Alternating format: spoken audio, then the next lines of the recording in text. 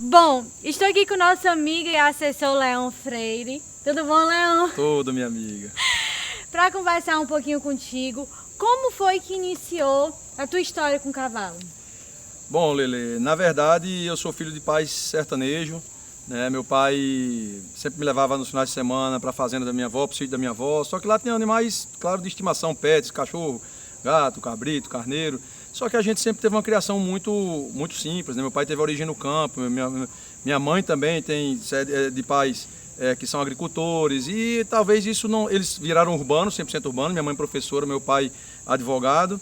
E aí criou a gente já nasceu na capital, em João Pessoa, eu e meus irmãos, né? E permanecemos lá, mas morávamos numa casa, e casa sempre com cachorro, com um passarinho, né? E eu tive sempre muita familiaridade com o animal, muita.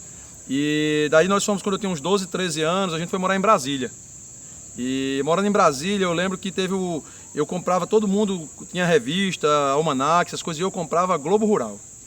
Eu comprava Globo Rural para assistir, para ver as notícias, tudo. Eu me lembro que aos 13 anos, a internet ainda começando, eu morando em Brasília, isso era ano de 95, 96, eu mandei um e-mail para a Globo Rural para saber como é que eu confinava boi. Porque eu não tinha espaço, não tinha fazenda, mas queria saber como é que confinava. Bom, e daí eu vinha passar as férias em João Pessoa e a minha vontade sempre era ir para o sertão.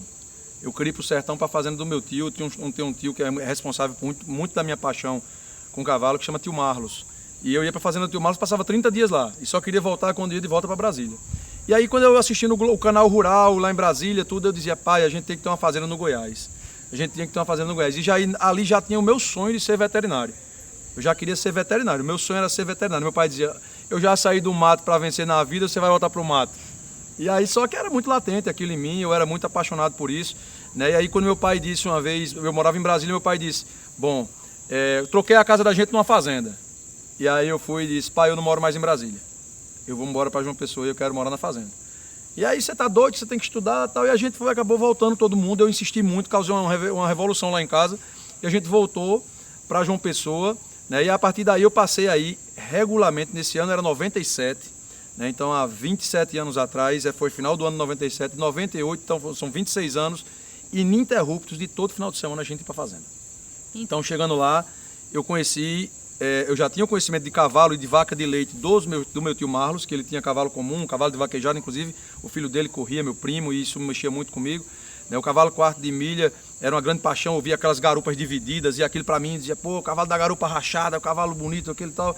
E isso, a vida do campo de tudo, desde pescar, cuidar de cavalo, cuidar de vaca de leite de manhã, acordar cedo para ir para o curral. Eu lembro que meu tio, todos os filhos dele dormiam dentro da casa. E eu já dormia no alpendre da casa porque ele não chamava ninguém. Então, se eu quisesse ir para o curral com ele, ele passava, eu tinha que escutar a passada dele para poder pegar o meu Nescau e ir embora para o curral. Então, disso veio essa familiaridade com o campo. Quando meu pai comprou a fazenda, então, andando com os cavalos lá na região, cavalos mestiços, tudo, e eu cuidava muito. Eu lembro que eu comprava milho, comprava glicopan e molotão para cavalos que eram mestiços. Aqueles cavalos eram a minha paixão, na verdade. E aí eu conheci a vaquejada. Quando eu conheci a vaquejada em 98, aí tudo mudou na minha vida. Na verdade, eu fiquei apaixonado pelo esporte, apaixonado pelo jeito que as pessoas se conectam na vaquejada. E aí eu conheci a grande paixão, né, o grande mote dos meus sonhos, se eu queria morar na fazenda era um grande sonho para mim, já decidido de novo. Eu conheci talvez o elemento que iria com certeza me levar para dentro de uma fazenda e morar lá dentro, que seria o cavalo quarto de milha. E como foi que começou a sua história com a assessoria e a sua história com o Aras Integral?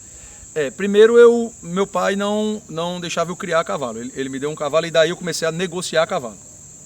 Pronto, eu comecei a trocar o meu cavalo em outros, receber uma volta, pegar o dinheiro, comprar dois. Eu comecei a ser um comerciante de cavalos. E só que eu estudava direito, né? Eu fazia faculdade, isso tudo, e não era bem minha praia. Eu era um urbano que estava me adentrando no meio rural, né? E me dedicando 100%. Só que tinha uma grande vantagem, assim, as pessoas que negociavam comigo, eles sempre gostaram da forma direta com que eu tratava. Por exemplo, se eu tinha um cavalo com defeito, eu dizia, esse cavalo eu estou te vendendo por X, mas ele tem um defeito. Esse cavalo não te serve, esse cavalo tem um defeito que não te serve. Isso aí, até o pessoal dizia que o nome do meu Aras era para ser Aras Confiança no tempo. Então, acabou eu me dedicando muito ao cavalo quarto de milha, era 24 horas por dia, era de manhã, de noite. Aí eu larguei minha faculdade, né, no curso de Direito, no 10º período. Já terminando o ano de me formar e disse, vou viver de cavalo. E aí, comercializando cavalo, comprando e vendendo, um dia eu vi que os leilões estavam crescendo. E aí eu disse, cara, eu vou fazer um leilão. Só que eu quero fazer um leilão para valorizar a vaquejada. Então eu procurei a Agreste Leilões, o Rodrigo Loureiro, e fiz uma proposta para ele de fazer um leilão baby, 100% com filhos de campeões, produtores ou raridades para o nosso esporte. É um leilão que tinha um critério. Você podia ter o cavalo mais caro do mundo, mas não fosse produtor de campeão de vaquejada, você não colocava no Estilos do Futuro. E aí eu juntei meus amigos, eu era presidente da Associação Paraibana de Criadores, né, com 20 e poucos anos, e aí eu já era muito entrosado com todo mundo, e aí todo mundo colocou um lote. E aí eu fiz um leilão muito bom no tempo, que superou todas as expectativas. Daí eu conheci o Marquinhos. Daí eu fui fazer assessoria. De leilões a convite do Rodrigo Loureiro. Cara, você devia fazer assessoria. No segundo ano eu fiz o Estrelas do Futuro. No segundo ano, o Estrelas do Futuro ficou entre os 3 melhores virtuais do Brasil na época. Então, com o quarto de milha de vaquejada, que na época um baby de vaquejada não tinha tanto valor. As pessoas compravam um cavalo com 2 anos para montar, 2 anos e meio, né? Então, mas tinha aquele critério, ou filho de campeão ou filho de produtor. E daí no segundo ano eu fiz um leilão que ficou muito bem marcado assim. E aí eu conheci o seu pai. Seu pai fez um convite de eu ir para o leilão que teve no Marinas.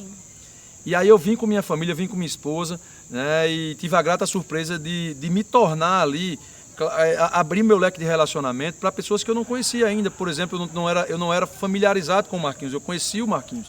Passei a conhecer o jeito com que ele tratava a família, o jeito com que ele tratava os amigos, o jeito diferente de fazer leilão. É um leilão realmente extraordinário. E saí dali assim fascinado. E aí o Rodrigo disse, cara, você devia fazer assessoria de leilão. Eu disse, não, de jeito nenhum. Eu já compro e vendo meus cavalos, tal. Eu disse, não, você devia fazer assessoria de leilão. Só que aí um dia eu estava em São Paulo fazendo um leilão com ele, aí eu com minha esposa dentro do carro, e minha esposa fez, por que você não faz? Qual é o bloqueio que você tem? Eu disse, não tenho bloqueio nenhum, simplesmente acho que eles são meus amigos demais, eu não queria envolver profissão nisso. Né? Aí ele disse, deixa a cabeça dura, cara. As pessoas estão confiando em você, estão querendo ser porque você não faz. E aí no final do ano eu decidi, vou lançar a Love Horse Assessoria, e lancei em 2011, num leilão chamado Rei da Vaquejada. Eu lancei o Eternal Power, que hoje inclusive também é garanhão do Varas Integral, e eu lancei o Eternal Power do PFF com um sucesso maravilhoso. Então, dali para frente, outro ano, eu já vim para cá como assessor, né? E aí a gente começou uma história muito bonita de ligação muito forte, não só profissionalmente, né, ligada ao leilão efetivamente, como também de amizade, né? Eu parei por 5 anos de assessoria, por exemplo, e nem durante os 5 anos eu vim aqui, eu tive contato com o Marquinhos, com você, eu vi vocês crescerem, né? Na verdade, cheguei aqui, todo Marquinhos e seus filhos eram todos crianças, né? Então, hoje, 12 anos depois, né? Talvez 11 anos depois. Não tinha nem a Cecília ainda, hoje a Cecília não, já a tá Cecília, com 9 exatamente. anos. Então eu passei a conviver, vi tudo que se construía aqui dentro. Né? Vi Napoleon Sus sair de um cavalo com 30 filhos registrados. Aí eu me lembro que eu fazia a campanha do cavalo, eu dizia, Marquinhos, você tem um fenômeno, porque um cavalo com 30 filhos já tem 12, 13 filhos pontuados. Esse cavalo é um fenômeno, né? E aquilo tudo foi crescendo. E eu me apaixonando por aquilo tudo, e tudo era novidade, tudo era vontade de vir. Né? Napoleon era sempre um mote muito bonito nos meus sonhos para vir para cá. Né? Foi a perda do Napoleon, que a gente viveu junto, choramos juntos, né? Trouxemos um outro cavalo que era filho do Napoleon, o Mr. Sus, juntos, né? Depois de uma noite inclusive de choro, né? A gente ali e conversando sobre isso, sobre o drama da perda do Napoleon, isso tudo. Então, aqui a gente viveu sempre muitas fortes emoções, né?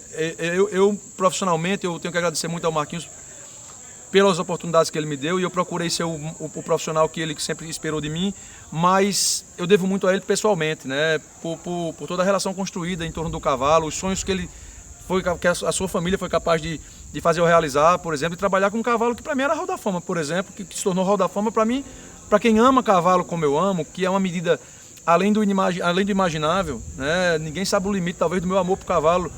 Viver os momentos que eu vivi, de pegar no cabresto do Napoleon, de pegar, isso tudo para mim é tão marcante, muito mais do que os faturamentos, que eu não me lembro de nenhum faturamento de leilão, por exemplo, não me lembro de nenhum faturamento que passei aqui, mas me lembro dos momentos bonitos que a gente viveu nos anos de leilão vitrine, criação e paixão. E criação e paixão, o que é que significa para você essas duas palavras? Cara, Lele, eu acho que não podia ter um nome melhor para um leilão nessa casa. Porque primeiro a paixão é latente em Marquinhos e seus filhos. Você tem a paixão tanto entre vocês, que é cativante, né, e um exemplo para toda a família quartista no Brasil, né, quanto a paixão pelo cavalo mesmo. Né? Eu vejo um Bebeto que eu vi guri hoje está competindo em São Paulo, no mais alto nível. Então, além da vaquejada, vai para São Paulo. Então, isso tudo para mim, eu me sinto tão realizado, porque é isso que quer mostrar para as pessoas que o cavalo não são só números. Que o maior lucro do cavalo não está no leilão, nem no faturamento. O maior lucro do cavalo está nas amizades, na família estar junto. Qual pai que não quer ter um filho, por exemplo, junto a si, quando ele ficar velho, quando os filhos saírem de casa aqui casar e poder dizer, pai, como é que tá a fazenda, como é que tá a minha égua, como é que tá meu pô, tô indo aí para a fazenda com meus filhos. Talvez seja o maior presente que um pai pode ter na criação do cavalo. E isso a gente vê muito presente aqui, né? A criação é a grande paixão da família Lima, né? E a paixão pelos cavalos se tornou uma criação referência no Brasil. Então, é como eu digo, não poderia ter um lugar melhor para esse nome. E, Lele, que seja muito, é sempre importante para as outras pessoas que experimentem esse modelo do Aras Integral, que as pessoas possam conhecer o modelo do Aras Integral. O quanto é importante você ter sua família unida em torno do cavalo e o quanto é bonito. São bonitas as relações criadas em torno do cavalo e em relação da família, né? Esse talvez seja o maior lucro que não está à venda nos palcos dos leilões, mas que o cavalo leva consigo a toda a família, sem dúvida. Criação e paixão, para mim, ele resume todo o sentimento que eu trago na minha vida dedicada a cavalo. São 26 anos dedicado diuturnamente, eu não tenho nenhuma outra atividade, não mexi com outra coisa na vida. A única coisa, e o meu foco, o meu sonho é sempre continuar criando cavalos. E por um simples motivo, não por leilão, não por nada, mas por paixão. Se eu crio o cavalo, eu tenho um motivo, é por ser apaixonado por eles. E se eu penso em continuar a minha criação, também é motivado pela paixão. Então, é isso aí. Leão, muito obrigado por toda a parceria nesses anos. Dia 9 estamos juntos, né, no Leilão Criação e Paixão. A gente espera por todo mundo, né? Com fé em Deus. Eu que queria agradecer, né, Lele, em seu nome, sua família, sua mãe, seus irmãos, né, seus avós, a oportunidade, primeiro, e a confiança na Love Horse Assessoria, né, para estar junto mais uma vez no projeto do Aras Integral. E também já reforçar o convite não só a você, criador, mas a você e sua família, né, que venha experimentar, venha levar para casa o que o cavalo tem de melhor para lhe dar, que é muito mais do que leilão, muito mais do que números, é esse ambiente familiar e a convivência entre amigos e família em torno de uma grande paixão, que é a criação de cavalo quarto de milha. Leão, muito obrigada por toda a parceria nesses anos. Dia 9 de agosto a gente tem mais um Leilão Criação e Paixão. Esperamos por todos vocês. Exatamente. Tchau.